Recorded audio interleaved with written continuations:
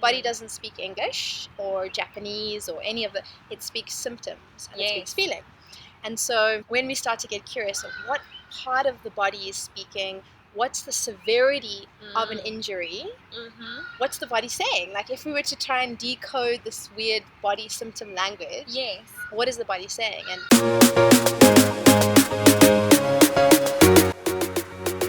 Tristan, how are you? I keep on calling you Storm sometimes. It's Tristan Storm, so either way, I've got two names to pick from. Tristan or Storm, whatever your preference is. Okay, cool. Okay, Tristan. Yes. Tyra, how's it going? Good. Welcome back to the second podcast of our wellbeing series. Sweet spot. The sweet spot. Exactly. And today, what we're going to talk about is disease or dis-ease, which is a fun play on words. Yes. Moving from dis-ease to ease. Exactly. Finding the ease in the dis-ease. Yes, exactly. So initially, when you hear this topic, what comes to mind? Well, I mean, kind of just a tiny tidbit backstory. I was kind of a little lab rat in the medical field growing up with chronic asthma. So I was very poked and prodded, and I felt, like I'd kind of lost all say about my body. And, doctors don't necessarily, especially for children, like ask consent before they give you an injection or any of those things. So I think for me, this topic is so important because it really comes from a space of like understanding how it feels to really feel disempowered in your body. But also how being kind of just physically treated doesn't actually heal the root core of anything. There's this emotional, psychosomatic aspect to this physical ailment. But I find that especially in today's medical system, it's very much like you're a machine and this part of you is broken, and we're not really going to ask you questions about trauma or things that are going on. We're just going to treat symptomatically. So for me personally, my asthma was deeply psychosomatic, as obviously very physical. Only years later really understanding that it was coming from a space of like, I don't deserve to take up space. I don't want to breathe. I want to be small. I'm feeling very stifled and very suffocated. So I really got super curious about what were those underlying reasons for this physical thing that I'd had for almost 15 years.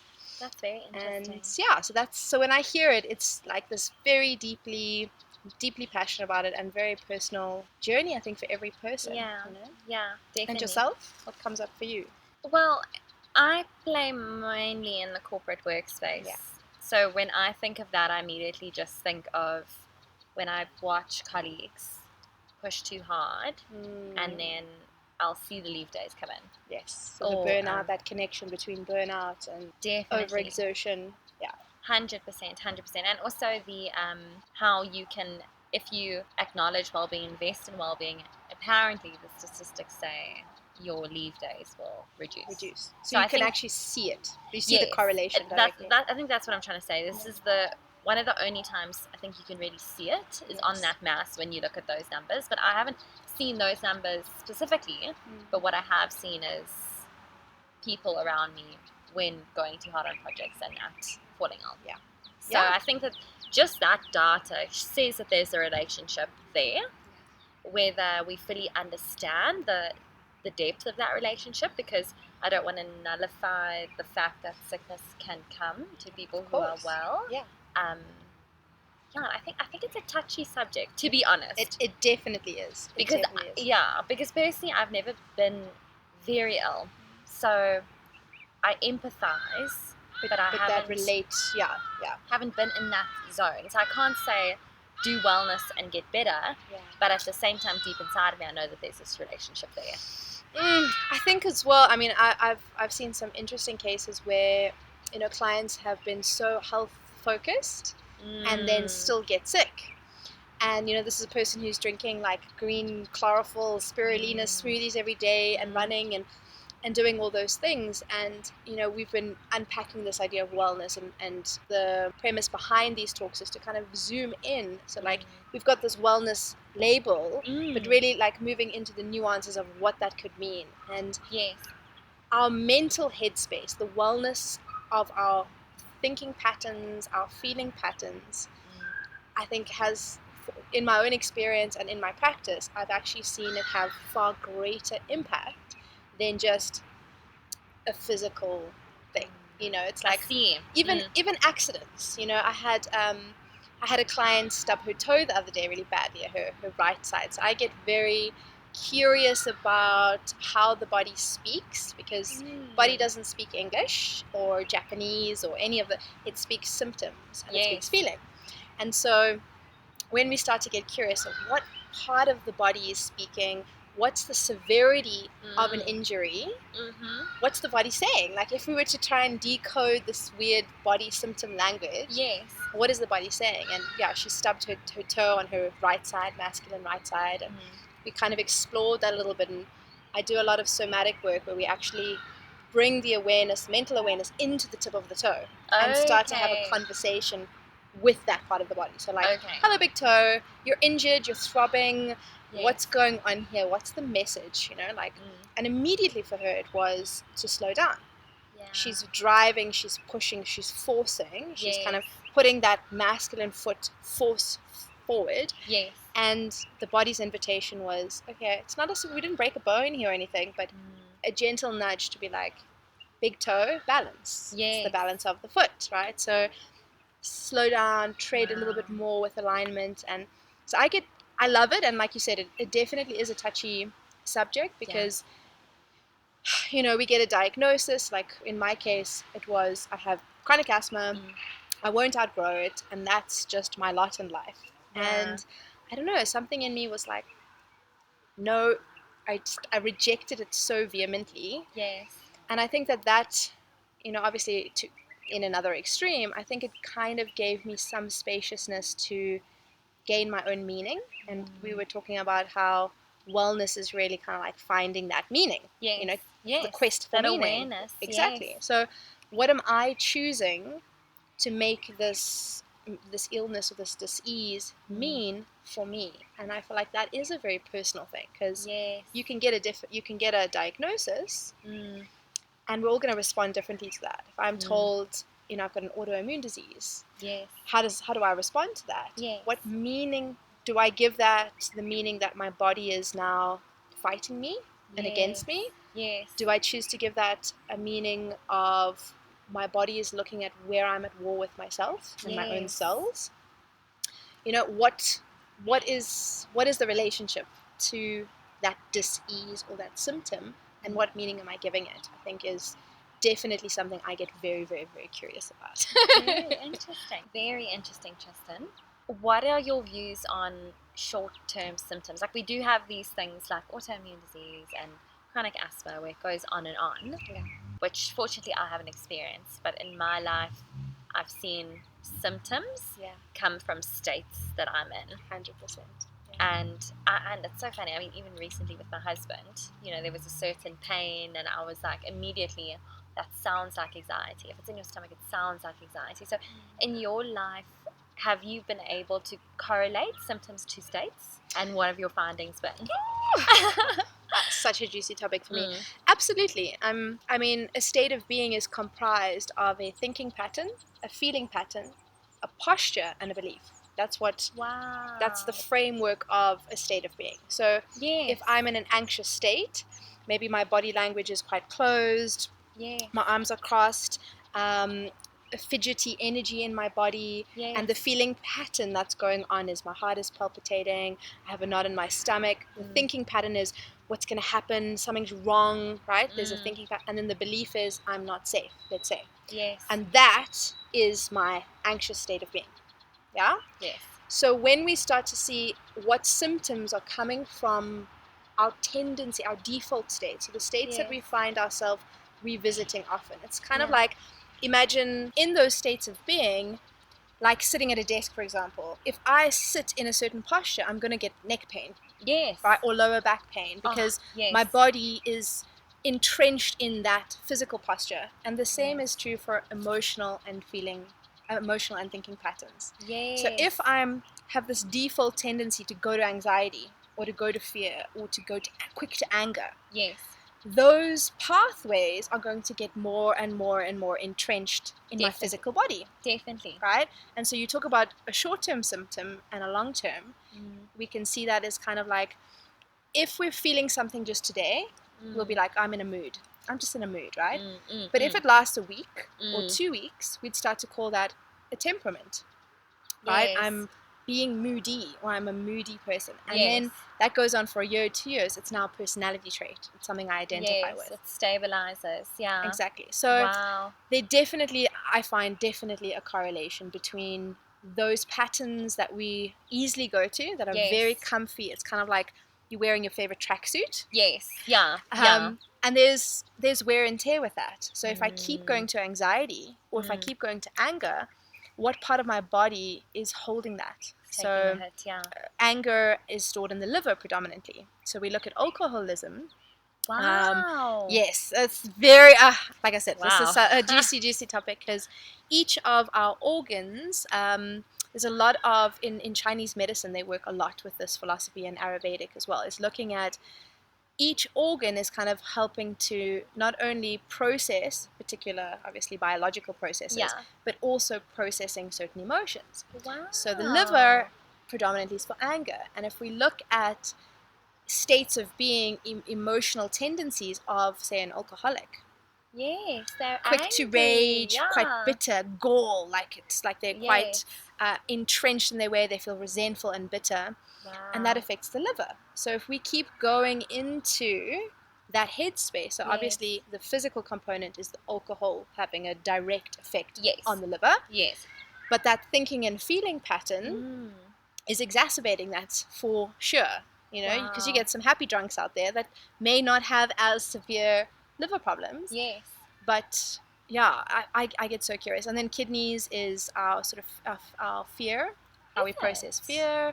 And then heart space is how we hold our emotions. So love, how we feel safe, it's our safety. Wow. Anxiety, that's how we feel it in the gut. Yes. Like you have that gut feeling where you feel unsettled in the stomach. Yes. So all of these emotions are going to show up in certain places in the organs, but also just where we're holding them in that posture. So if I keep getting lower back pain, and perhaps my mental state is, you know, I'm going into that headspace and I'm crooking my back.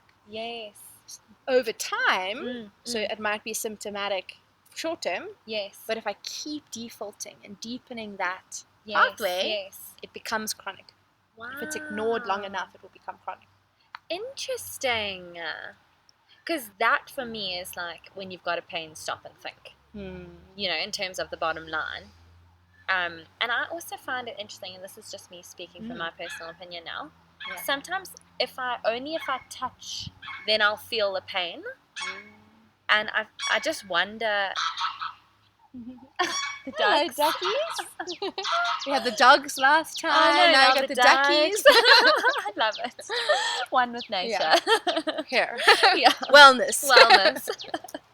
Love it. So I'm also thinking there must be a correlation to massage, awareness. You know, as you said just now, you've got a pain to go into that space mentally. But I almost think if there's such a connection, you can go into it physically too, because massage has been proven. Acupuncture, amazing. Reflexology. Exactly. All those kind of alternate medicines, but not even. It's actually just wellness trending. Yeah. Well, think about touch. Touch is an extension of our awareness, right? So if I touch you here, your mind, all those little nerves that is sending a signal to your brain that I'm touching you here, it brings your awareness there. So like you said, when you kind of, it's that feeling, maybe when I'm feeling a bit anxious and I put my hand on my chest, maybe I get quite emotional. And the reason for that is I'm now plugging my mind into, I'm bringing that awareness into the body, as opposed to how I'm finding more and more, especially as technology is advancing and we spend so much time on screens, is that we're very discombobulated. It's like we're all head, and then this is just like a thing we move around to do stuff. Mm. But any kind of touch is it's deeply healing. I mean, Yes. biologically, we're producing oxytocin when we're touched. Yes. That has tremendous healing benefits. Yes. The more we're cuddling and touching and being touched, and in a safe way, obviously. Disclaimer. Disclaimer. Be touched in a safe way. Safety in touch. Get consent. It's a different podcast with us. We'll have a different range, the adult XXX range for those. But yeah, there definitely is, and also there's certain maps. So like, for example, if we look at a reflexology chart, again, you're touching all the organs. So I'm touching the big toe. Just for those listening, that's of the feet. The pressure points in the feet. Yes, reflexology, exactly. So your pressure points on the feet, and each part of the foot correlates to an organ or a part of the body. So by bringing the awareness and the pressure to that space, it's almost like we're plugging back in so that you can see what's going on there, right?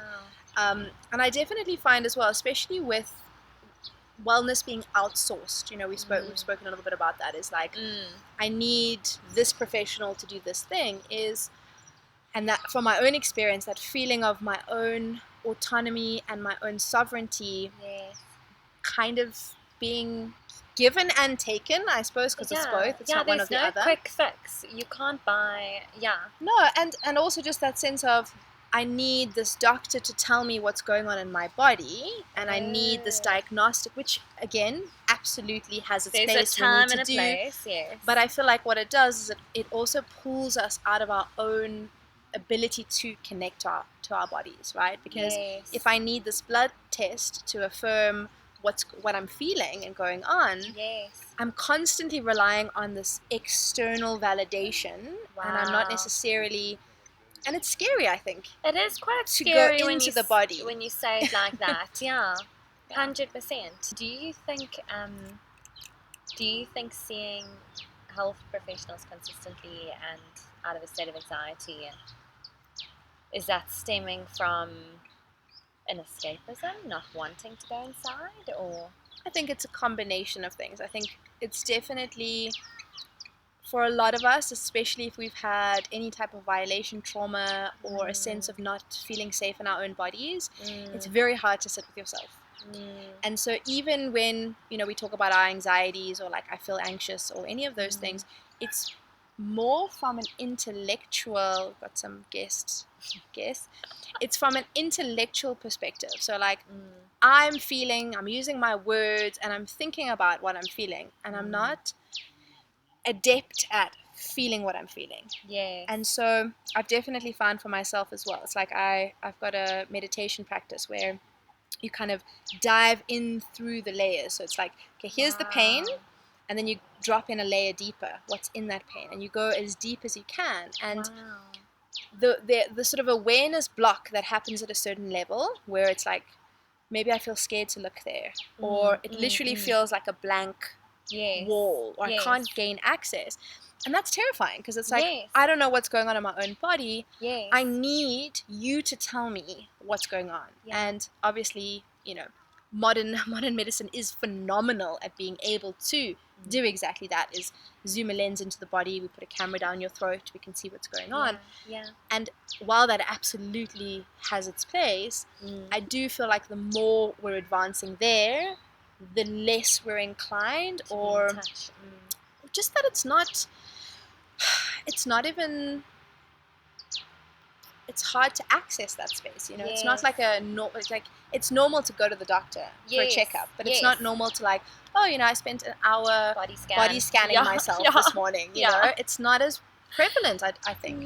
So for most people, if you feel a niggle, if you feel a little bit of pain, instead of wanting to check with the emotional component, we want an answer to the physical. Not necessarily wanting to sit with the discomfort of, wow, I actually have deep grief in my lungs. Like I keep getting chest things, but I'm sitting with tremendous grief that I don't know how to process. And that feels like if I dip into that, I feel like I'm going to drown. Let's not open that can of worms. Exactly. And so I find, especially when you get a diagnosis, it's even that much more scary, because even with limited self-awareness, we know when something's not feeling good. We know when something's a little off in the body, and we kind of want to ignore the niggles. And then it's, again, body doesn't speak English, so if you're ignoring me, I'm going to start to get louder and louder and louder, and then I'm shouting. And that's chronic. In my opinion, that's when something has become chronic. When the body starts to shut down, actually. Or it's yelling. It's like full blast. Please, please, please, please. Listen to me. You know? Also, I had an interesting discussion with someone recently who I believe, Autumn, who I believe has got burnout. And now burnout is used so frequently in the world today, but it's actually now in the DSM-5, meaning that it is a diagnosable mental disorder. But burnout is interesting because generally the intervention that you would apply is long term. So for instance, you have someone who's burnt out and their treatment plan can be a year long. And I just think that for me is something that Western medicine, I don't know, it's there's a lot of quick fixes around, or drips, people love or tablets, quick fix. or tablets, you know what I mean? But when I think of something like burnout, which I believe is correlated to a lot of other things, like, you know, stress when dysregulation, cortisol, hormonal imbalances, 100%. adrenal fatigue, Exactly. The list goes on. So, but essentially, when one is burnt out, their immunity drops, and that also makes you susceptible to a lot out there. I find that interesting, the long term, and I think that's something I just want to say, because people on a Friday say, I'm so burnt out, have a rest on the weekend, and then on Monday keep on running again because you had a nice sleep in. And I believe if you do feel burnt out, to rather say to myself, for the next 2 months, I'm going to change the way my life looks to get well again. So that for me is a better dialogue. Absolutely. And again, you know, if we're wanting to, I believe if we go a little esoteric for a moment, on a quantum level, everything's a permission slip. So we look, you know, in science, and the placebo effect often performs, you know, placebo medication performs sometimes better than the actual thing. Why is that? Because it's a permission slip. So if I believe that this medication is going to treat this thing, this ailment, belief is the most powerful thing that we have, right? Mind over matter. And so if that's true on a scientific level, right, like we have the data for that, then what's to say, you know, this idea of going in and looking at, like, this exploration that we were talking about earlier, about getting really curious about what is the body trying to say, what are these symptoms, how can we give this meaning in a really empowered way, what does that look like? Again, it's a permission slip. So just to our listeners, you may have experienced a cut off there. A herd of baby ducks walked past. It was so adorable, with a little mother goose. Yes, it was, ducks, goose, whatever. No, the big one is the goose. And it's adopted. The goose, I had a whole chat with these gentlemen. The goose is a goose. And it has 5 ducks, fully grown ducks, but it mothers them, and they all like live together. It's adorable. They all like live up there together. So the ducks follow the goose. I've ever seen.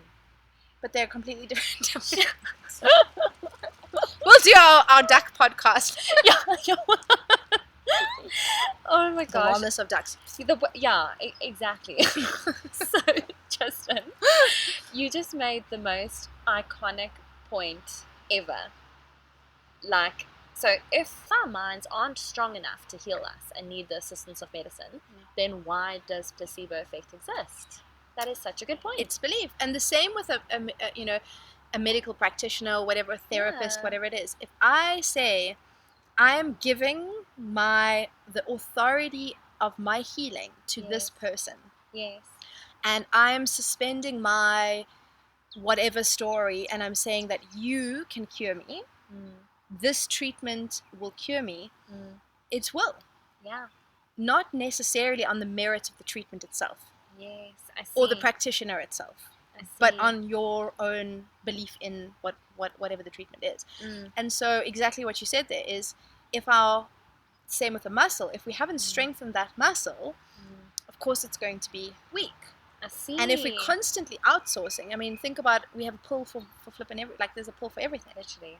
Permissions, like now you take this pull to counter that thing, and it's cool. That's what you've given permission to, and it will work for you. So not disputing that at all, but, and if we spent that just a little fraction of time plugging into the body and imprinting, like we speak about, what does wellness mean for you? Imprinting into the cells. So if I visualize, when you do a body scan, for those of you that are listening that have never done it, is essentially, it's a guided process meditation that goes into the body. You start either from head to toe, and you move your awareness through each area, and you notice any niggles or Pains resistances or blocks or stories that come up. And the awareness, just for anyone who wants to do this at home, you can picture it as a healing white light. Yes. I love that. I love that one as well. Yeah. So if I'm spending even 5 minutes of my day visualizing my wellness and speaking to the cells of my body and giving them that message that you are well, then that would also work, right? By that same merit. So but we don't, because most of the time we are outsourcing, we are afraid to truly activate the power that nobody else can heal you. And I think this was a very bitter pill for me to swallow, was no one can heal you. Nothing and no one, because somebody could go above and beyond, give you every single treatment. And if your mind is already given up, you will not heal from that disease. So at the end of the day, whatever whatever the intervention is, you have to give it permission. So it's you. At the end of the day, you heal yourself with these permission slips. And I think for me, the sort of invitation here is to get really curious. Is, if I'm giving this permission anyway, let me get really curious about what I'm choosing to say, this is what's going to work. And I really kind of looking at it on a slightly different level as well. It's not just the symptom. Your body is not your enemy. It's not trying to hurt you. In actual fact, it is working with you for survival.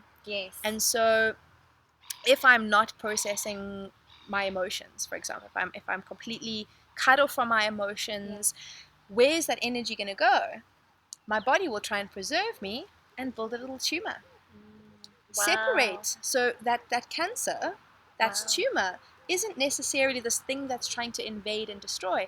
It's the body's way of dealing with these unprocessed things that are coming up for us, right? And we can see that same with autoimmune, is if I'm in deep conflict with I do not feel like, I hate myself, I do not feel well in my body, I don't feel good about myself, how would my body would respond to that messaging, right? Because it's responding to all the data. So what happens now? I start to attack. I'm literally attacking myself. And so I find, in my practice, I work a lot with clients that have, I've had clients who've had brain tumors, cancers, all kinds of things, and there's a gift inside that disease. Every single time. Like the one example, a client had a brain tumor in her speech center of the brain. And when we did the mapping, she grew up always feeling like she was never allowed to express herself. So her body's response was, well, I don't believe I can express myself. I don't believe I'll get heard. Every time I try and speak, it's painful. Let's help you out. Let's help you out, because now she physically had to teach herself to speak again. She couldn't. And the gift there is in being able to go, I deserve and I can express myself in a healthy, well way. And no symptom outlives its usefulness. So as soon as the message has been received, so for me, as soon as I understood the message of my asthma, it went away. It didn't need to carry on speaking. Because it was heard. I was like, oh wow, I've actually had this immense grief and this trauma that's stifling me. I'm allowed to breathe, I'm allowed to take up space, I'm allowed to process this. My body didn't have to respond in the same way anymore. Wow, that is so interesting. Yeah. Oh my gosh. Very interesting. I also have got a funny sub thought Yes. about dis-ease, sickness, all of that. And it's a sad one, but I've seen it in children. Only when they are unwell will people be careful with them, will people treat them softly, and I just feel like you form an emotional attachment with a certain state depending on how people are responding to it. So, let's not be kind to people just because they're ill. Let's be kind to everyone, and I don't as much as possible. Yeah, take that. That was a huge. I'm so glad you brought that up, because that was a huge factor in my asthma. Is my mom, bless her heart, was so busy. She was a single mom. She was working, 2 jobs. When I was sick, she tended to me in the most magnificent way. It's like the world stopped. Yes. She'd pick me flowers, put them next to them. She'd make my bed nice. Yes. And so that relationship to my need of being loved and seen, and I was the oldest child, so I had a lot of like too much responsibility for a 7-year-old. And when I was sick, I got a break. Yes. Yes. I got spaciousness. People take leave from work because they're ill. Well, this is the thing, is look how people respond when somebody does burn out. Yes. Is everyone checks in on them. Yes. And so again, that dis-ease may be manifesting to meet a need that you aren't even aware that you have. Yeah. And I only saw that like in my 20s. I was like, holy wow. And even now, I know when I'm feeling a bit needy, I'll get a little niggle. You need love. I need love. Yeah. And I'm being able to respond to that differently, so it doesn't have to become as chronic. Yes. And I'm able to express like, hey, hubby, I need a hug, give me a cuddle. Yeah. Whereas obviously as children, we don't even know what that need is, but we're gonna play whatever strategy out to have that need met. Definitely. Even if it is being accident prone is an interesting one as well. It's like kids that keep breaking their arms or falling, and so yes, obviously there's a, am I embodied? Am I in my head and not in my body? Because a lot of physical accidents, that's usually the behind cause. Yeah, 100%. So, mindfulness in the workplace. Yes. So that's being mindful of the moment, present, all those sorts of things is correlated with less errors. Yeah. So that's a great business case for mindfulness in the workplace. Huge. Yeah. So Huge. So when you're not mindful of the current, you often are stuck in the future because you're anxious and you're wanting to reach a goal. So generally, this is like my funniest example because my husband does it all the time, is when people, for instance, have got a future goal of grabbing something, they're so in the future that they actually drive their hand straight through other things to reach because they're not presently aware, and, they actually bump things over, which I see in my house. Not just from your dogs. No, so just a fun, well, I mean, fact. even people that stub their toes a lot. Yes. Think about it, like you walking, and if my awareness is up here, what's the best reminder for my feet to come into my body would be to slam it, because you very quickly be like, holy crap, I have toes and that really hurt. And I think the big thing here is, if whoever's listening, like a big takeaway here is, when we start to see that the body is not against us, it's not trying to attack, harm, maim, slow us down, make us less productive, that it really is offering us a gift and a spaciousness. I've had 2 really bad burnouts, and my lesson from them absolutely was to pace myself, to learn to work with my ebb and my flow, my stop and my go, and to really honor those niggles, to listen to the body. And I know the meaning I've given that burnout. It's one of the greatest gifts my body could have given me, was to burn out. Yes. I damn well will make sure I don't repeat that. Yes. I did twice, but a third time not. Yeah. And again, it's if we start to see it in this way, instead of being judgmental, which closes and blocks us, we can be curious about, hey body, okay, cool. So I'm getting migraines. Wow, I'm getting chronic migraines. What's going on? Wow, actually, I'm only looking at the now. I'm looking at my screen. I'm looking at things right here. I need to dream a little bit. I need to expand Look into the distance. And as soon as you do, the headache goes away. And you're Yes, like, yes. okay. Yeah. Let's get curious about that, you know? Yes, yes, definitely. No, this is such a great way to practically explore mental health because you can feel it in your current state. And one of the things I did was I used to, this is probably a little bit TMI, but I used to, like, around the time of my period, used to feel a bit sore and just like not like her, you know? Yeah. And then I chatted to my herbalist, so she gave me a few essential oils to, I don't know, put in the bath, in the shower, just throughout the month. And then also a few, like, little bit of herbal medicine, but very light. But she said the biggest thing that I must do is just regulate myself, like, throughout the month, try and keep the stress levels low, try and just remain, because the body also loves continuity and yes, structure. Yes, and equalization. Yeah. So trying to, like, keep your mood. It's alignment. Exactly, alignment. Yeah, stabilize, that sort of thing. Promise you, I did that I didn't even do it for the whole month. I just did it as I could because I was kind of being a bit more conscious of it. That month, I had absolutely no pain, no symptoms, and I just thought, if I was, like, mentally strong enough to just regulate my emotions every month, I could just alleviate so much pain and tension in my own life. But it's just in life, it's just another thing to think of, Well, that's what I think, the only way to make it sustainable is to really ritualize it and plug it in. Is because if something's in your calendar and it's scheduled, you'll do it, right? 100%. Like, we scheduled this, we showed up for it. Exactly. So unless we're actually integrating that check-in time, it becomes something that, again, we'll leave it, and then the body will shout at us, and then we'll be like, oh, now I have to. Like, what is that quote? If you don't tend to your wellness, then you'll have to tend to your disease, right? It's like, if I'm ignoring what's going on, I'm gonna have to listen at some point. Definitely. What volume do I want to listen at? Exactly. Do I want to learn to spend 2 minutes? 2 minutes. A day. Of just checking in with my body. So, how's my breath? Has my breath been shallow today? Are my shoulders up Are by my shoulders, ears? exactly. Am I up here? How's my tummy feeling? If I'm eating something, and that's again, it's about developing this body awareness. Is if I drink this thing or eat this thing, yes, it's yummy and it tastes good.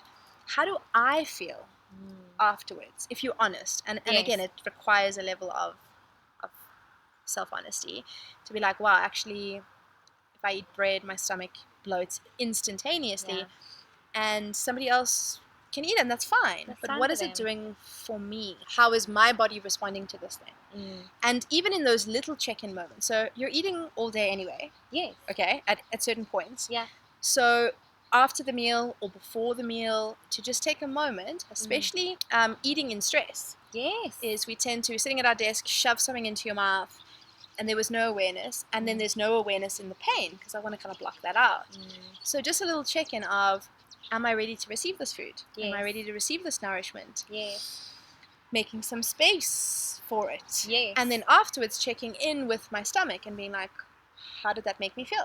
How do I feel? And these are simple ways of, yes, it requires a little bit of attentiveness, but that's, I see as the maintenance. You're maintaining, and that's growing. Like a muscle, you're strengthening that mind to be able to dip into the body and ask those questions and just sit with the discomfort. And especially, I mean, I definitely, anyone who's listening that's had a lot of physical pain or physical trauma or accidents or violations of any kind, I want you to be very kind to yourself if there's any resistance coming up for you around this idea, because if the body hasn't been a safe space, you're not going to want to sit in it, and you're not going to want to sit with it.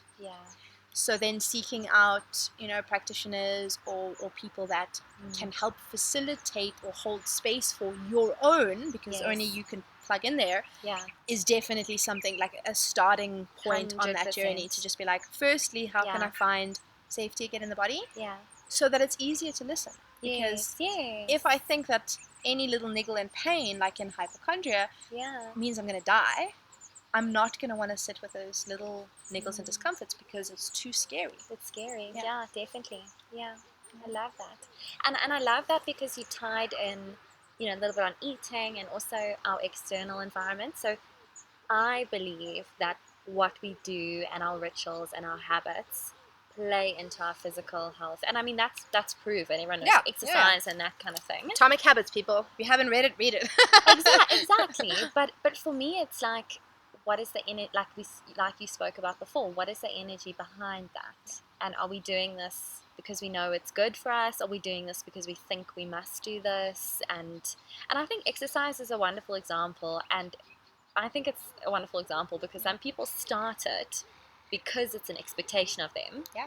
Then they discover what it does for the body, and then they love it again. So it's Or even people that are doing it maybe for a misaligned, I don't want to say right or wrong, a Yeah. misaligned reason. yes. So if I'm doing it for aesthetics, but I'm actually using it as a punishment, my body is not going to respond to the outside thing. Yeah, maybe I'll get a little buff, Yeah. but a more chronic condition or chronic Yes. injuries will keep reoccurring Yeah. because the resistance behind Yes. is misaligned. So that Yes. intent, that driving force of, you know, you see with people that go on loads of diets all the time, is I'm doing this because the desired intent is to look a certain way, right? As opposed to coming into relation with the body. How do I want to feel in this body? How do I want to feel in my shape and my form? What Yes. feels well, what feels good for me? And then it's not like, again, that permission slip is this diet's going to solve all these things, or that exercise. Every body is different. Yes. Every mind is different. We all have different blueprints. Yes. And so it really is this investigation of how do I feel when I do that. So Yes. when I do really intensive, just like CrossFit cardio and stuff, my body doesn't really like it very much because it's quite mechanical and a bit more robotic. Yes. Whereas something that's more like dance or jiu-jitsu or things that require yoga. this agility, It's my flow. body responds so well to, and I find that very curious, because everyone's like, oh, this is the best type of exercise, or this is the best way to eat. And yeah, I implore whoever's listening to really just start to get curious. What is that it for you? For you, not for somebody Key else. message: get curious. Get people. curious, people. Get curious, people. She just called this curiosity hour. Yeah, exactly. Curiosity hour. Curiosity under the tree. Yeah, curiosity in nature. No, I love it. Okay, that's great. But in that, there's this physical environment, and there is this, diseases and bugs are out there, and then these habits that we can do that are good for us, such as eating, such as certain practices. But I feel like it all feeds into this powerhouse, which is our brain. And at the end of the day, that's where it's at. Spend time with yourself. What would be your key takeaway? I think starting to look at the threads across the board as opposed to the compartmentalization that we spoke about in our previous episode is if I'm only trying to treat the body, but I'm not looking at the habits or things that I'm doing on a consistent basis, if I'm not exploring those undercurrents of other things, I'm going to be treating this, but that the reoccurrence, it will come back, right? If I'm only treating a symptom and I'm not going to its root, it's going to get like a weed. It will just keep growing up, right? And again, not to attack you, not to hurt you, not to disrupt you, to invite you to really look at the root, to look at the. So yeah, for me, it's definitely an exploration of really getting curious about this language of your body, what your body's saying, how it speaks. Even in the pain, even in pain, when I feel pain, what am I resisting? What am I, like, I don't want to go in there. I've definitely found every time I have pain and I sit and I go that layer deeper, there's an emotion behind it. Yes. And so if I just get stuck on the pain part, that thing that wants to be looked at and to be nourished and to be processed, whether it's a need or a feeling, keeps getting ignored. I see. And the alarm will still keep going off. So yeah, really just getting curious about if we were to start to speak body, how does your body speak? What part of the body do you constantly hear messages from? Because you'll find that people will have, one of the first questions that I ask a client is, when you're under stress, what part of the body speaks loudest. So some people will yes. get chronic bronchitis, some people will get headaches, some people get Yeah. and so then exploring that body part, Yes. what's going on, with head stuff, it's usually an overthinking. It's Yes, usually yes. being too cerebral, Yes. like really ruminating and things Yes, like that. yes. So get clear. The shoulders is often where we carry burden and responsibility. Wow. The back is how we feel and receive support and alignment. Yeah. The hips as well is how we feel held and the Yeah. ability to kind of pivot and move in life. Yeah. And the feet is literally how we're putting our foot forward. Wow. Knees are usually a flexibility, particularly around Oh my gosh. how I move. So if I'm think about the if I go, oh, my knee, my knee, my knee, my knee, Yeah. my knee, right? How do I feel? That was how an do I easy feel? one. Yeah. Well, how do I feel supported? Do I feel able to make the step Oh my gosh. in a supported, flexible enough way to move Wow. forward? Very Big toe, interesting. balance, all these things. So just getting curious about, and it will mean, like, again, we create meaning, right? Exactly. So when you hear that part speaking, what do you feel like it's saying? Exactly. I love that. And I just think there's so much answers out there in medicine, in this and that. Why don't you just give it a shot? Yeah. Try it. Yeah. 1 minute a day. Yeah, exactly. What could you Introspection. Yeah, exactly. With all the other stuff, that's fine. With all the other stuff, but like, give it a place at the table. Yeah. Absolutely. Wow. Oh, Yeah. so I'm gonna say one more tip, and I think we can wrap up. Perfect. So my tip, that I just thought about when you were talking, is a little exercise called 5 Whys. So if you've got a problem in your life, and I think that this will kind of aid introspection, if perhaps you're new to and you're wanting an in, you're wanting an in, this is a great tool. Yeah. So you think of a problem that is predominant in your life, whether it's a pain, whether it's a something that you're feeling uncomfort about, and that's disease. Yes, and then you ask yourself, why? So why neck pain? And the answer will be, maybe I overstraining. I slept funny last night, and then you say, why? I was restless. Why? Yes. Oh, okay. So you dive and you into own those layers. Into the So they call it 5 Whys. So basically, any root problem, try and solve with the 5 Whys. And anyway, if you're in the car watching this or whatever, just have that. Take a minute. Have that moment with yourself. You know. Takes a couple of seconds. Yeah. Exactly. I love that tool. It's a beautiful one. Awesome. Okay. Thank you so much. I love these chats. Thank you so much to everybody who is listening or watching, and all our. If you resonated with us, if you want to know more, if you want to explore, all our links will be down in the comments. Definitely. And keep a lookout for the next episode. Definitely. And if you are curious about yourself, chat to Tristan. She's a facilitator, so she will be able to walk that journey with you. Beautiful. Thank you so much for having me again. Nice being here. Bye.